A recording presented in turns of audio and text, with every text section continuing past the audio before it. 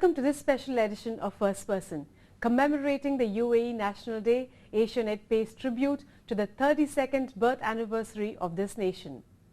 Much of its glory is attributed to stalwarts of its community, people who have strived relentlessly to bring this country on par with the most developed countries worldwide.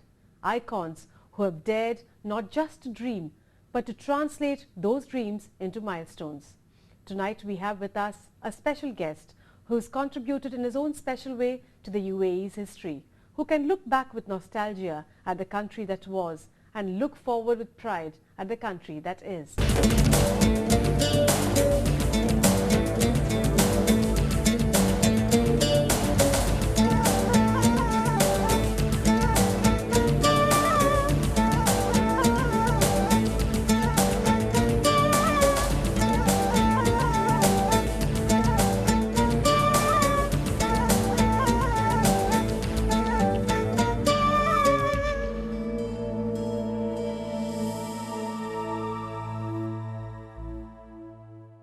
Please join me in welcoming His Excellency Mr. Mirza Sayegh, Deputy Chairman of Oil Field Supply Centre Limited, and the representative of His Highness Sheikh Hamdan bin Rashid Al Maktoum, the Deputy Ruler of Dubai and the UAE Minister for Finance and Industry. Mr. Mirza, thank you so much for being with us on First Person this evening.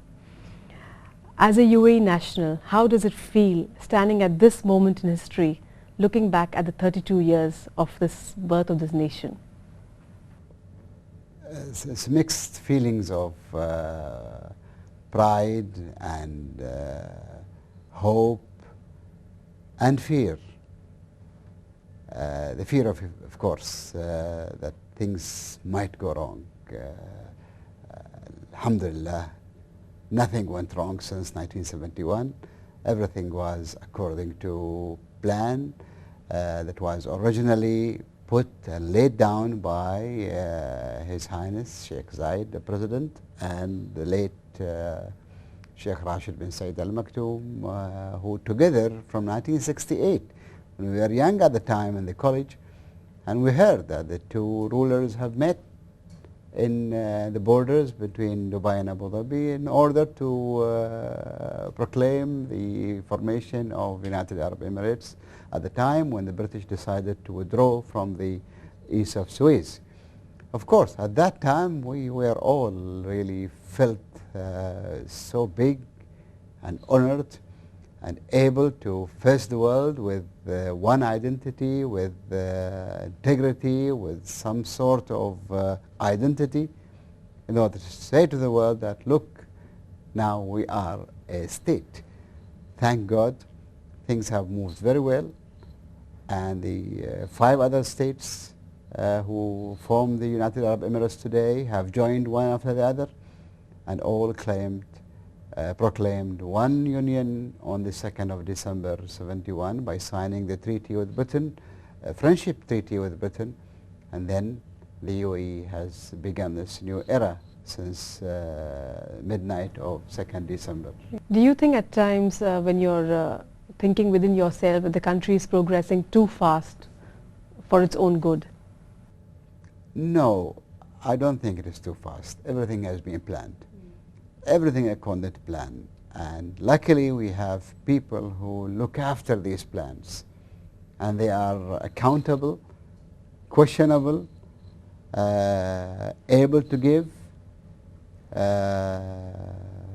be looked after by the authorities, look after by the government, whether it is federal or local. So what else is there? I mean, all you have to do is to go according to plan. But you have to create. You have to use your expertise. I mean, we did not send the young chaps to the whole world to study in order to come back and sit at home. They have to invent. They have to see what the others have done and do it again here, according to our requirement. What were the odds that you grew up with? What were the difficult conditions that you had to difficult confront? Condition at that time was the general things in life at that time was difficult. For example, the transport. The only way of transport is through the ferries, Abra we call it, from one side to another, the boats, yes. And in the early 60s when Sheikh Rashid decided to build the first Al Maktoum Bridge. He built it far end of the city, not to deprive those people who carry or who ferry people across the creek from their livelihood. Just imagine that kind of wisdom he has. That's true. It was a bit difficult. Livelihood, the earning of your daily revenue, I would say. I mean, it could be done today, but there is nothing steady at that time. But nevertheless, things have gone very smooth. Yeah. Your family has had plenty of links with India in the past. Could you talk about that? Yes, during that, you mentioned something about difficulty. Of course, because of difficult times, people have to go out and look for their livelihood.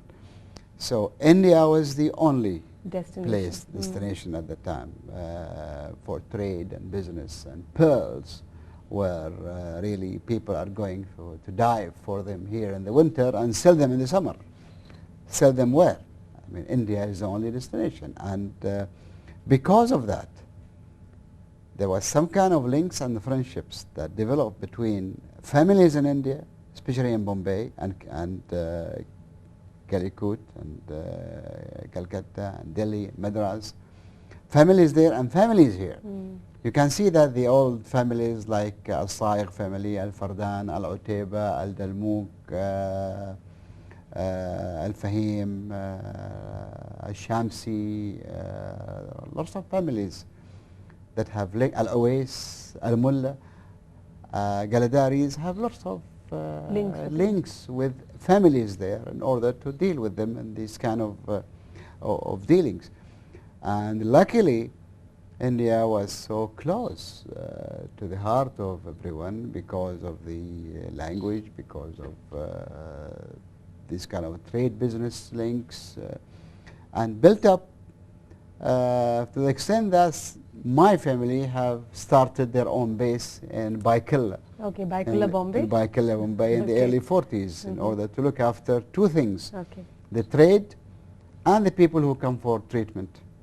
Treatment, medical treatment. Medical treatment, yes. So instead of going to a hotel or something, they first stop to my house there, at our house there, and from there they go around either to hospitals or to Mirch or to Pune to be hospitalized there during the summer.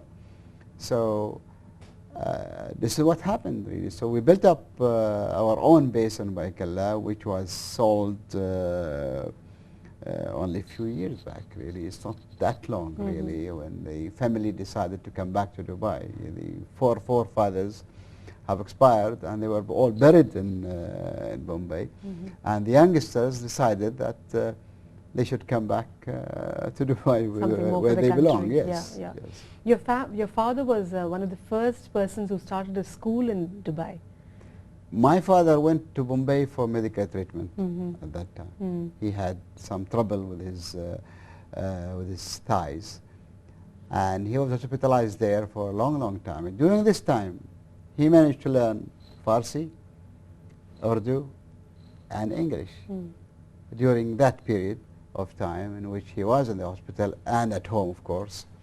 Then he came back in the early 45 to start his own school in Dubai, in an old place, to teach the locals and non-locals as well. I remember there was some students who were with us really, and I have the picture for him. Actually, is a Hindu who wanted to learn Arabic and English also. So he started that, and then from 45 to 57, when the first official school was opened by the Kuwaiti government, and he joined the same school again. So in order to continue, he left the school in 61 to join one of his students' business, Jum'a al-Majid, and he continued until 1970. 71 actually, when he left in 71, and then really he stayed at home teaching the youngsters Arabic and Farsi and English from his house. Sheikh Hamdan was one of his students, wasn't he? Yes, Sheikh Hamdan bin Rashid is one of the pioneer students at our In your father's school? schools there, yes, and I have a picture for him there. Before he left for Britain to join the Cambridge University schools and get some kind of education in England, but we were so lucky. So you literally grew up with His Highness? Well, we grew up with the royal family, not just at school, actually. Before that, we were young at the time when we could see the young sheikhs really roaming around. As I told you, the families were together, the districts were very, very close.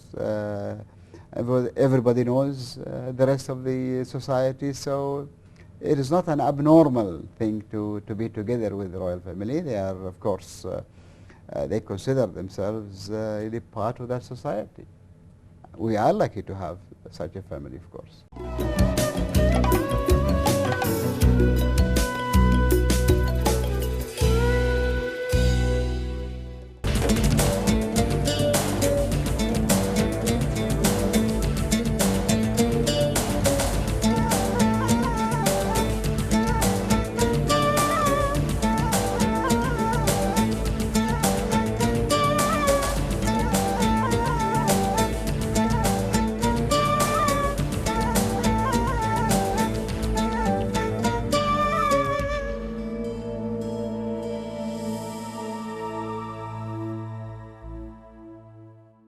Mr. Mirza Sayegh, before we move on to the future, a few questions about the past. You've interacted intensively with Sheikh Rashid.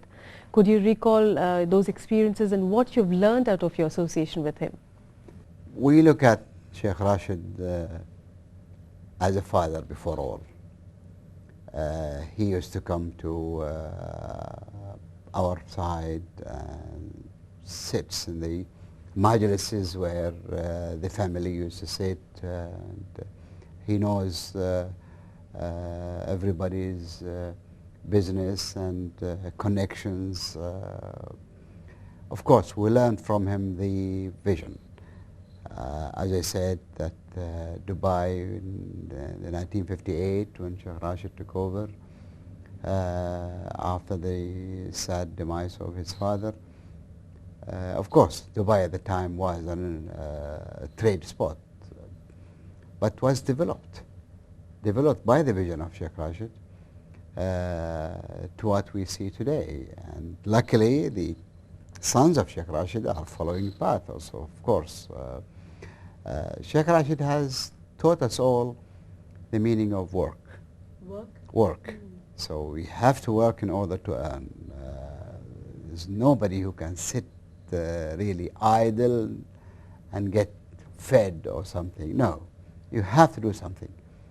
And if you don't have really the ability or something, he tells you what is suitable for you, either business or teaching or, for example, brokerage or something. So you can see today that most of those people who deal in land department actually were directed to this kind of business by Sheikh Rashid.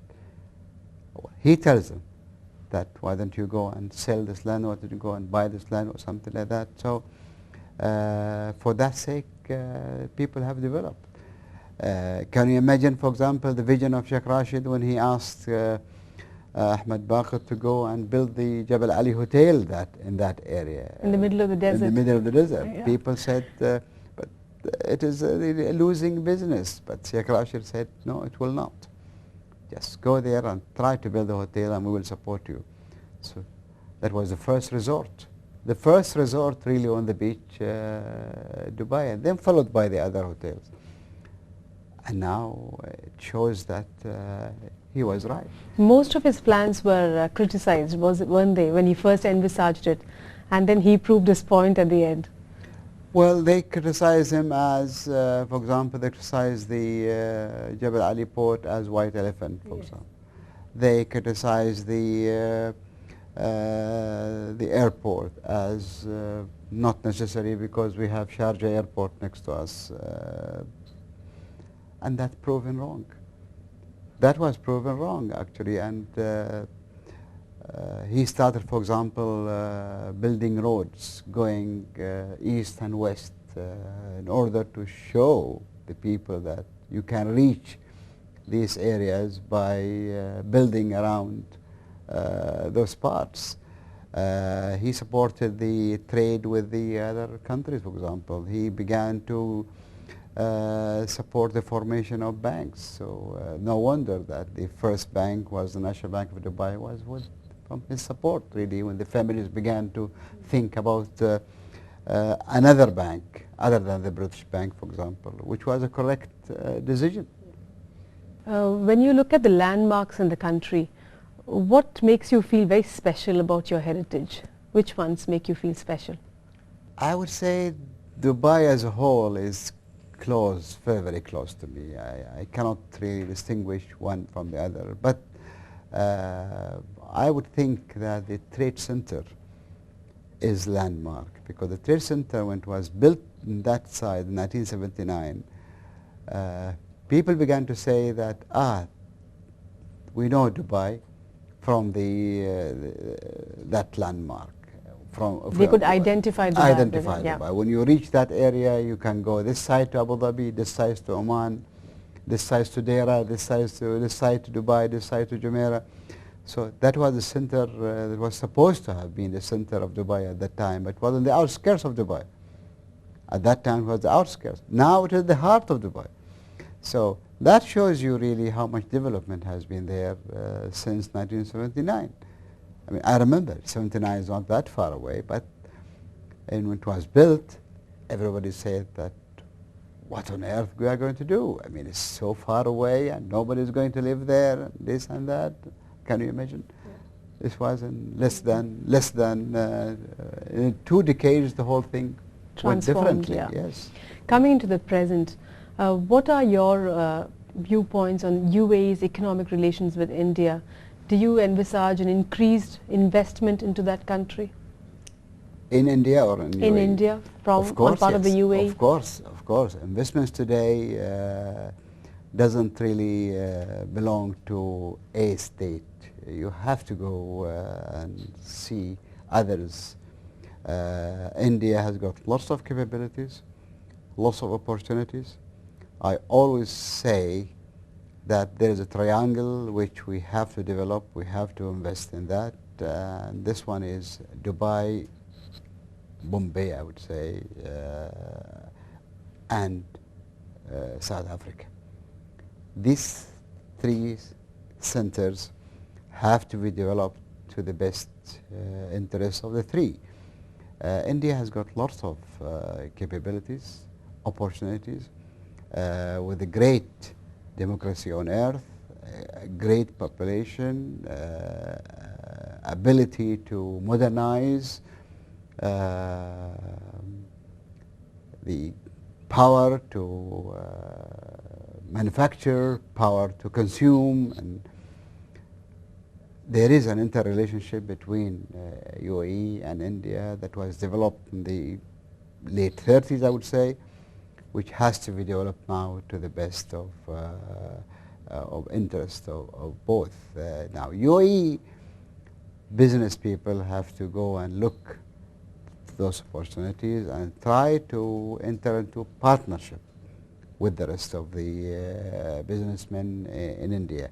I think also that the new laws and regulations which liberated lots of restrictions in India can be good news for those in UAE who have been used to a liberal type of laws in our country here. It would apply one day to India. It did actually getting liberated, but I don't know how much time we have in order to see that this kind of liberation of rules and regulations from state control or something like that have to be relaxed in order to see that what we call the capital is very coward. I mean, once you feel there is problem somewhere, you will disappear. But luckily, the various rules and regulations in India that have been liberated and have been relaxed, restrictions relaxed and eased to the interest of both local and foreigner, which is really a good thing to hear. Your role as the patron of the Indian Business Council, could you tell us something about that? Well, the Indian community has been here for a long, long time. The Indian community has been well organized in 3 different groups from the beginning. They are the doyens of the business in Dubai, and I'm really proud to be associated with them from the day they formed what we call the IBC, Indian Business Group, Indian Business Council. And later on we discovered that there are 2 others which are doing the same thing. So we formed ourselves, and the 3 groups have really forgotten all their differences or personal kind of feelings, and they amalgamated into one facing the rest of the societies, the rest of the business groups in the country with one voice. And from that they really gained the respect of the federal government officials and the local government officials, and from that they managed to bridge or to form a bridge between the UAE on one side and their counterparts in India. For example, there are some activities which we are supporting in India this year, like an exhibition, which we have to go and attend and show our friends in India that look what your countrymen can do outside. By being with our friends, really, I learned a lot. I personally learned a lot, learned really how to start a business myself, and also to show the local community that these friends who came here in the early part of the century, really, they are more loyal really to you as well. So they are not like other societies we can see some elsewhere in the world that they just jump in for opportunity and jump out. No, these people really consider themselves not only part of the society, but they are part of the nation as well. So, and I'm really proud to be associated with that. I'm willing to work harder and harder to make it look better. Okay. As an Indian myself, I'm extremely proud when you say this about my community. And on that note, on behalf of Asianet, I would like to express my gratitude for your presence here and for being part of First Person. Thank you very, very much indeed, and please convey my regards to everybody really in India, my second home, where I lived for 4 years. I really began to form my personality, my way of thinking, and I always admire the country of greatest democracy on earth. I would say the greatest population. I'm sure that the future will be as good to India as it is to UAE. Thank you so much. Thank you very much. With that, we come to the end of this special edition of First Person. From what we heard His Excellency Mr. Mirza Al Sayegh say, it indeed does feel proud to be a resident of a country such as the UAE. We hope to see you again same time next week. Until then, from all of us at First Person, this is Vasanthi Sundram wishing you a pleasant week.